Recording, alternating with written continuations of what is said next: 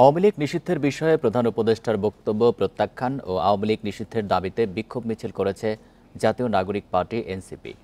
দুপুরে চট্টগ্রামের আন্দরকিল্লা শাহী জামে মসজিদ এই মিছিল বের করে দলটির নেতাকর্মীরা। সমাবেশে বক্তারা বলেন, জুলাই গণহত্যার ৭ মাস পেরিয়ে গেলেও আওয়ামী লীগকে এখনও নিষিদ্ধ করা হয়নি। উল্টো স্বৈরাচারদের পুনর্বাসনে পায়তারা চলছে বলে অভিযোগ করেন বক্তারা। গণমিছিল করেছে জাহাঙ্গীরনগর ও রাজশাহী বিশ্ববিদ্যালয়ের শিক্ষার্থীরা।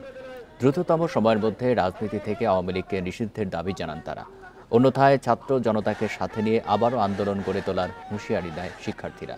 একই দাবিতে কুমিল্লা ও ফরিদপুরে বিক্ষোভ মিছিল করেছে বৈষম্যবিরোধী ছাত্র আন্দোলনের নেতাকর্মীরা।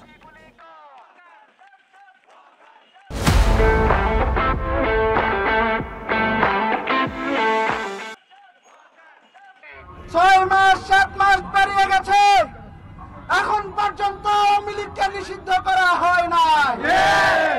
অধিকন্তু এই আওয়ামী লীগকে পুনর্বাসন করা এবং এই আওয়ামী লীগকে ফিরিয়ে আনার জন্য কাজ করা হচ্ছে। এই অন্তর্বর্তীকালীন সরকার আওয়ামী লীগকে নিষিদ্ধের দাবিতে কোনো ধরনের পরিকল্পনা তারা রাখেনি বলে ডক্টর ইউনূস জানিয়েছে। আমরা আমাদের জায়গা থেকে ছাত্র জনতা ডক্টর ইউনূসের এই বক্তব্যকে আমরা প্রত্যাখ্যান করেছি। আমরা আজকে প্রতিবাদ জানাচ্ছি যাতে আওয়ামী লীগকে এই বাংলাদেশের মাটিতে রাজনীতি করার ক্ষেত্রে সম্পূর্ণ নিষিদ্ধ করা হয়।